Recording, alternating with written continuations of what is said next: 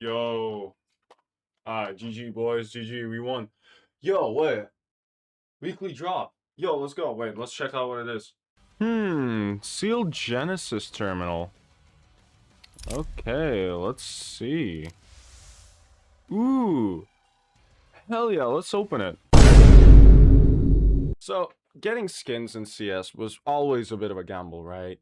You'd open a case, you'd hope for something good, and whatever you got, well, that was kind of just it.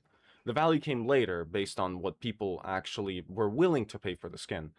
And even though it was random, that kind of created a system that felt relatively consistent, right? You knew what you could get, you know what you were risking, and more importantly, the price of an item wasn't being decided in that very moment. But recently, that process has in fact changed. So now instead of just getting an item and then deciding what it was worth afterwards, you're basically asked to pay upfront for the item that you're getting. And hi, before we go any further, my name is Evil, and I am right now recording this on what can basically be considered a microwave. Anyway, that may seem like a minor difference, but it changes a lot more than you would actually think, because once price starts coming first, the entire system starts working a bit differently. So before we get into what's actually happening now, I want to go back to where it all actually started.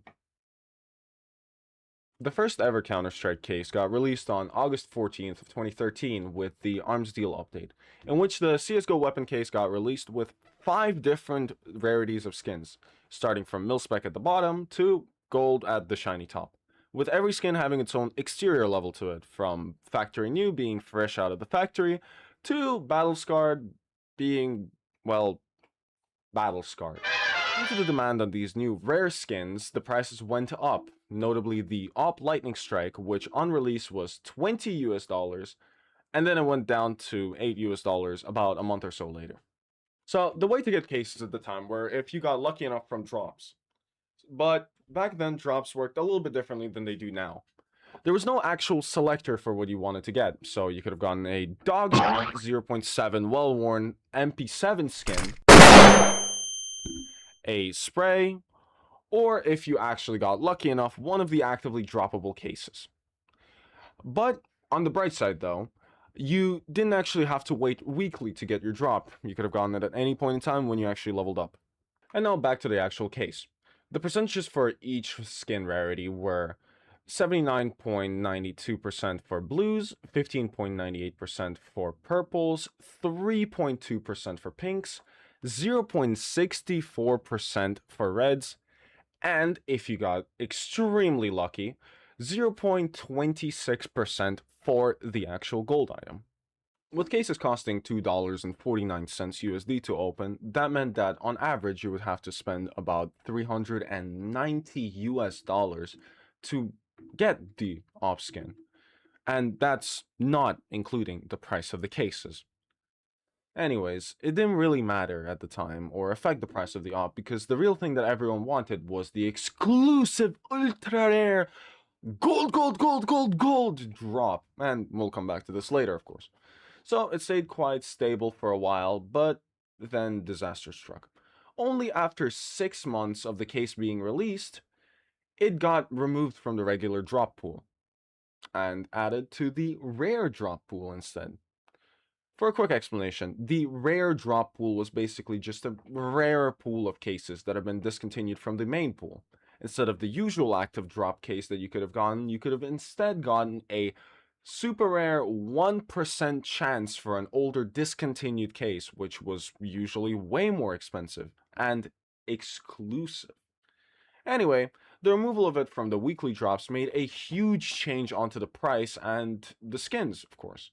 And due to the shortage of supply and the rise in demand, the prices kept climbing, and by the same time next year, it was up almost 300% of the original price. In a few years, people have stopped treating the case as a case, but instead as a valuable, and saving it and waiting for the prices to slowly rise as an investment, or less. So even less unboxings were actually made. And at the peak of it all, at 101 US dollars on a Wednesday morning of December 17th in 2025, the rare loot pool got completely removed from the game as far as we know permanently. And within the next 3 months alone, The CSGO weapon case, at the time of recording this video, sits at a staggering 216 US dollars, more than double of what it was. And the Opera Lightning Strike still has only 33,000 copies, with only a fraction actually being usable and tradable due to bans and etc, etc, causing its price to sit at a completely reasonable 770 US dollars per copy. So why am I actually telling you this? Well, because the prices for skins were always dictated by the supply and demand of the skin. Take something like the Mac 10 Neon Rider and Well Worn, for example. On release, it was $2 USD and it stayed there for years. We'll come back to that one later because it is actually important. And that's how it was, and that's how it should have been. But then on October 22nd, in the Big 25, the knife trade up update came out. Oh yeah, I didn't talk about knives much. Well, okay, so knives, ever since the release of cases, were a 0.26% drop from any case, with certain cases having different knives collection, or even in November of 2016, the first ever CSGO glove case released, containing, well, yeah, gloves. Anyway, back to knives for now. The cheapest knife in 2014 was the Gut Knife Knight in Battle Scarred, which was going around for about 50 US dollars at the time. And the most expensive ones being the Karambit Case Harden and the Karambit Crimson Web, going for about 400 US dollars in factory new.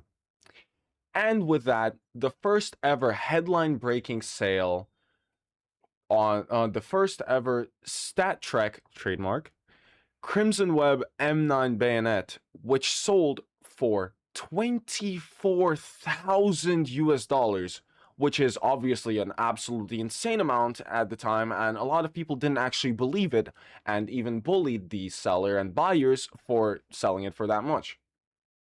Jesus, for that kind of money, I could pay for a guy to learn how to make a real knife and then make one for me. Crazy. That is absolutely ridiculous. My question is, why the hell would someone pay for that? Like, what is there to gain by having a digital knife that will only ever be seen in your hands at the start of a CSGO round? So, I don't play CSGO. Is this a cosmetic or does it give a huge in-game advantage? A rare cosmetic. Damn. Even if I won't be a billionaire tomorrow, I do not think I could justify spending money this idiotic. But at the end of the day, that sale set a standard for super rare items. In any case, get it? Case. Anyway, prices for knives kept going up and up due to the demand rising like crazy and the supply being quite limited due to the absurd 960 US dollars you would have to pay on average to unbox the darn thing. And that's, of course, not including the cases again. But then in late 2025, Valve released a tiny update, so minuscule that nobody would ever notice. I lied. They made it so that 5 red items were able to be traded up for a gold item, being either gloves or a knife. Which made the average player happy, because, prices went down. But all of the collectors and investors collectively reached for the rope and wobbly chairs. Almost all knife skins dropped by 60 to 70% in value, but remember the Mac 10 Neon Rider we discussed just a tiny bit ago, and the $2 US price tag that it held for almost its entire lifespan? Boom! 120 USD for Well Worn. Yeah, it made red seem like just pure gold to unbox. With the demand for coverts for knife trade-ups, the supply crashed by so much that the price slingshotted by over 1,000%, which, to be honest, was a good thing. More than anything, I hated unboxing a 0.64% chance for a red, just for it to be worth less than a purple. And no matter what you get, there kind of is now a threshold for return on investment if you actually hit a rare item.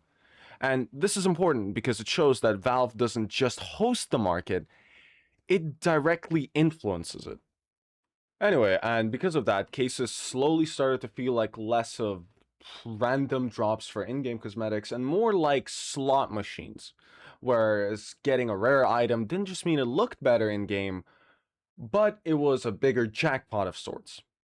Please, Valve, these are my last $2. I need it. Come on. Gold, gold, gold, gold, gold, gold, gold, gold, gold, gold, gold, gold, gold, gold, gold, gold, gold, gold, gold.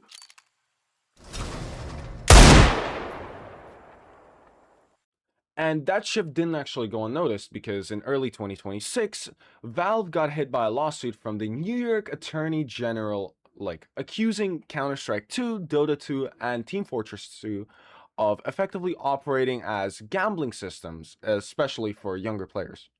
The main accusations were related to three topics, being gambling mechanics. So the lawsuit argued that the opening cases in CS2 is akin to gambling, as players spend real money for a chance to obtain a valuable in-game item, and that the random nature of case openings creates a scenario where players can lose money similar to traditional gambling. Then the second point being inadequate warnings. Plaintiffs claim that Valve did not actually provide sufficient warnings about the risks associated with case openings. And the last point being addictive behaviors. So the suit highlights concerns about the potential for addictions, particularly amongst younger players who may be drawn into spending money on cases in hopes of obtaining valuable items and riches.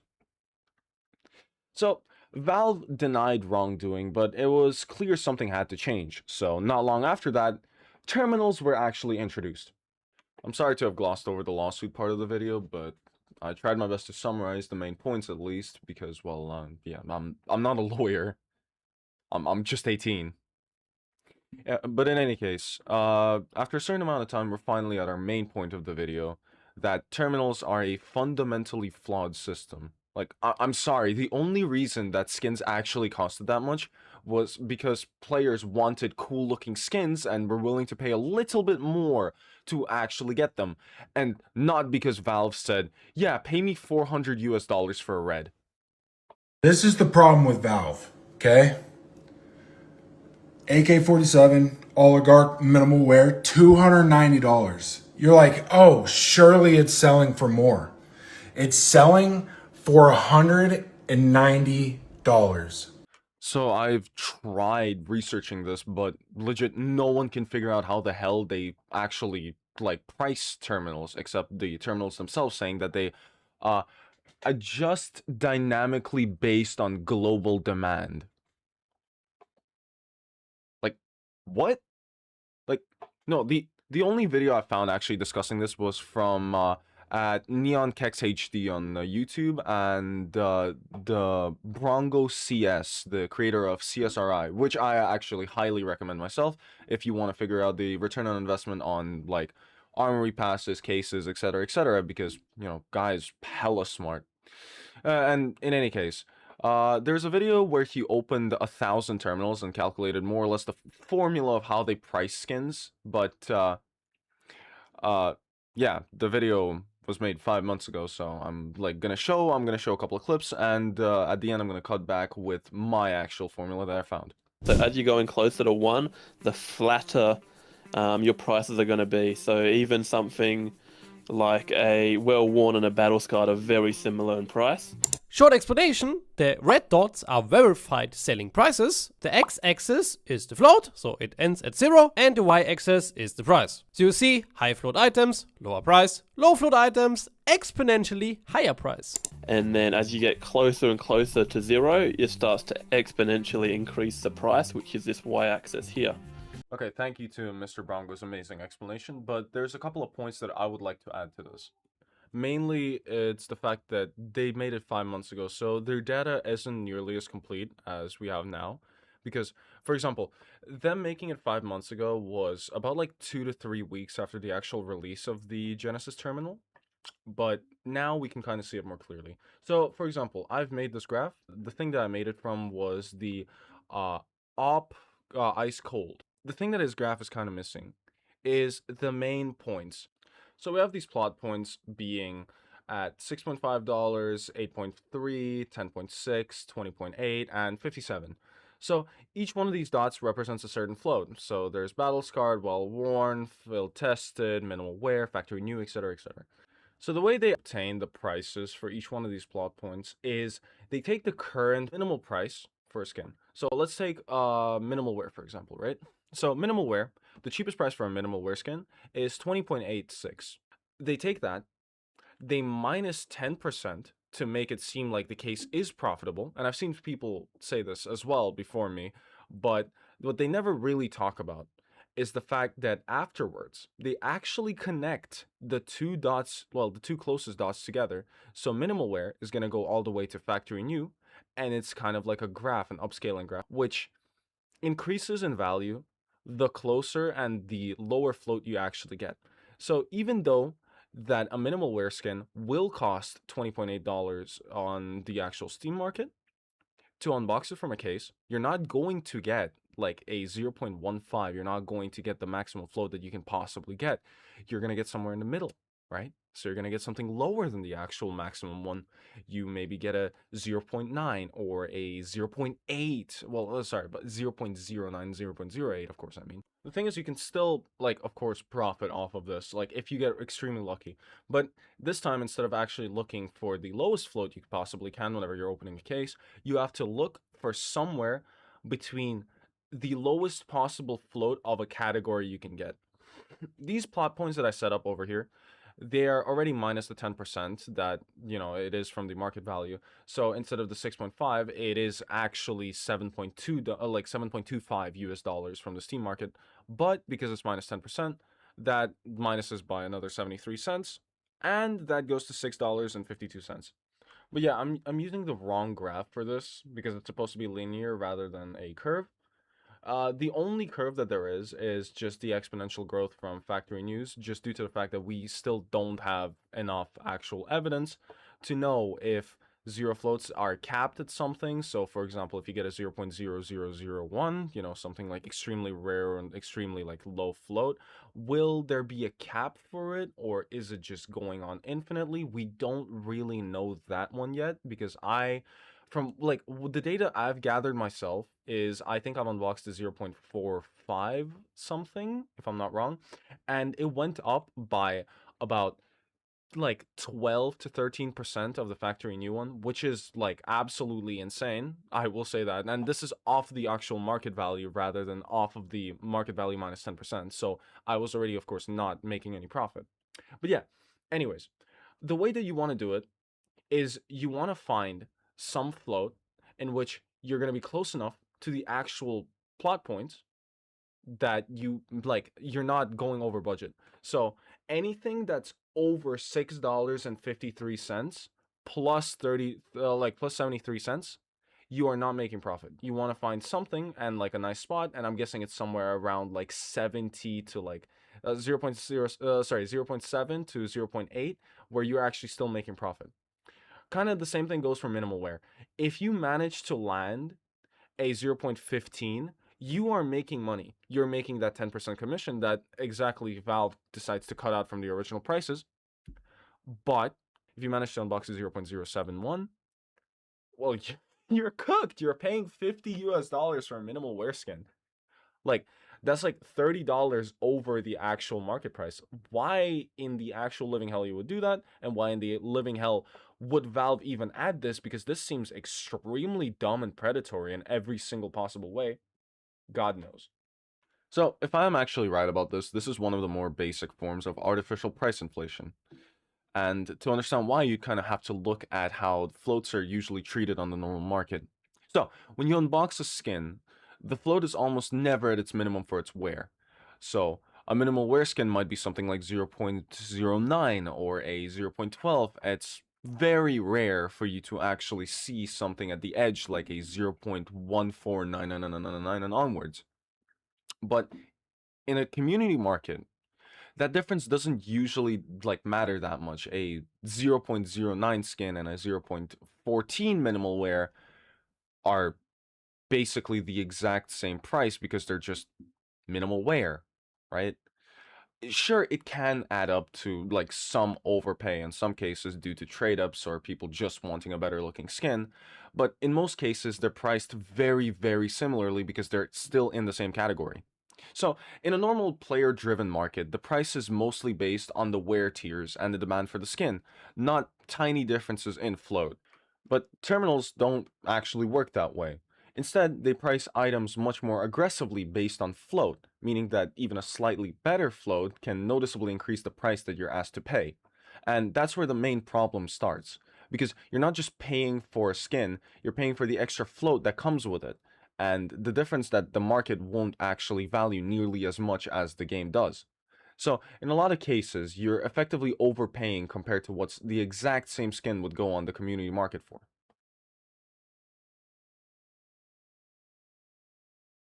And then once players start actually realizing that, they naturally move towards buying from the market instead because it's cheaper, less risk, etc., etc.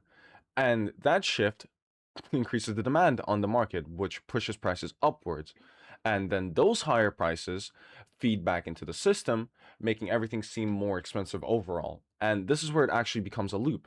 So it goes terminals encourage overpay, players move towards the market prices rise, and then higher prices justify higher terminal costs. So the cycle just keeps repeating.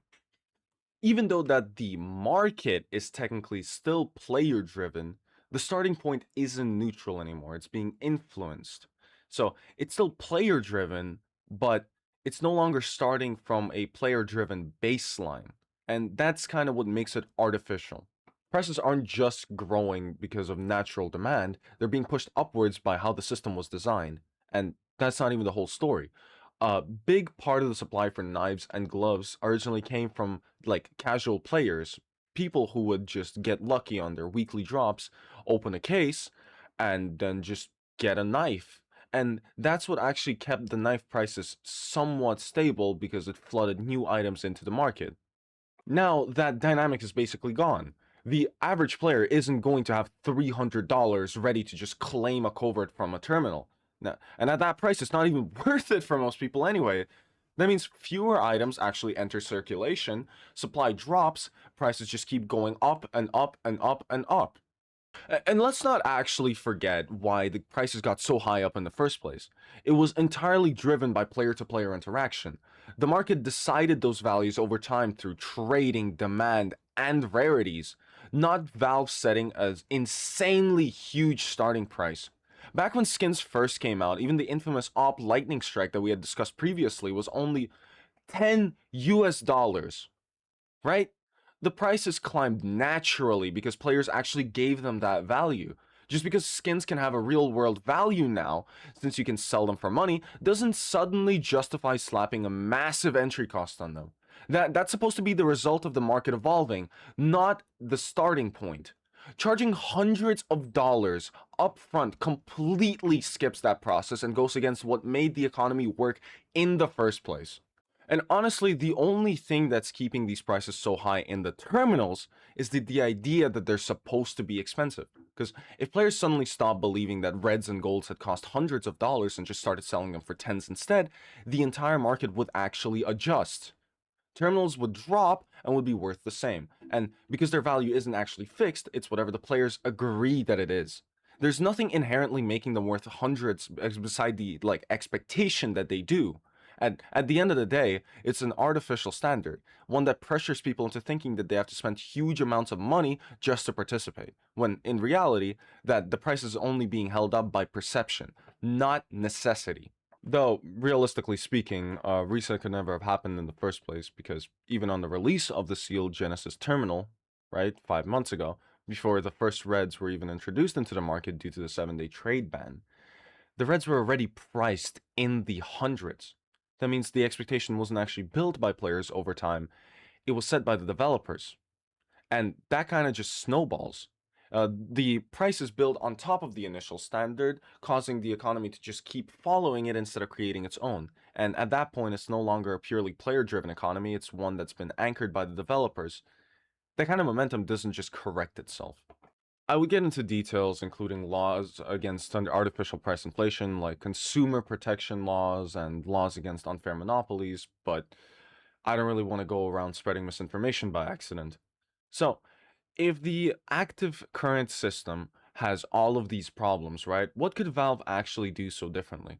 So instead, I want to try and come up with a viable solution. Of course, like, an 18-year-old can't really tell a multi-billion-dollar corporation how to run their game, but I want to come up with a viable solution, which way they could maybe dodge a few of the allegations thrown upon them and actually make a couple of people happy. So, no matter how badly I do hate the terminals, I don't think they were really that far off with dodging the allegations getting thrown upon them. I think that the greed really did blindside them, and let's not forget, it's not Valve's place to decide whether all rare skins should be worth hundreds of dollars off rip, but when Valve prices skins at market value plus a percent, it does go against how player-driven economies are supposed to work. So, cosmetics should have a fixed, consistent cost to obtain, and any increases in value should naturally come from demand over time. So, my idea is to kind of implement the X-ray and terminals into a new type of terminal. For One, if you're watching this video, no, that does not mean the stupid like part of the X-ray, I meant just the concept itself. The idea is that since you get them from weekly drops, it's not technically a paid item. You can choose to buy it or trade for it from other players, so there shouldn't be a problem there. And for it to be basically a single item terminal that you can just open, get one singular offer for an item, and choose to either buy it or decline it, same as the regular terminal, but so that it had an actually set price, just being different for each rarity. Lower for the blues so that there was still an incentive to actually buy them. So 0.5 to 0.8 for blues, $3 to $4 for purples, 6 to 8 for pinks, 10 to 16 for reds, and 25 to 35 for golds. And by the way, when I'm saying 2, I meant like a price between, not actually so it had inconsistent values. I just meant that they could choose a price between those two. Basically making it so that Valve still profited from the terminals and still gave us a chance to actually get something we want without being like influenced by the actual market. This is a more or less reference to the prices that these rarities had back in 2014, but Valve gets an actually extra amount for us opening them. So, I don't think anyone will actually object to paying $30 for a gold or like, 16 for a red, due to the fact that you can decline the offer and not actually get anything fixes the spend real money for a chance to obtain an in-game valuable, since you're technically just buying that item from Valve, so that you had a chance of finding, and you know exactly what you're getting, so, you know. And finally, if nothing actually changes and cases get fully replaced by terminals like they're planning on, I just don't think that it'll like make skins more expensive. I think it just will change the people who will be able to participate in them. Because at that point, it's not just cosmetics anymore. It becomes sort of a barrier, right? Where even the basic inventory start costing hundreds of dollars, not because players pushed it there, but because the system did. And that's not really a healthy economy. It's just fully controlled inflation. Hey everyone, Editor Evil here. Thank you very much for watching, and please do like and subscribe because, yeah, if enough of you will do that, I will finally be able to afford a better webcam for next video. And, yeah, please follow my socials. I have my Kick link down in the description. I do stream there often, so join up anytime that you guys can, and just say hi. Alright, peace out.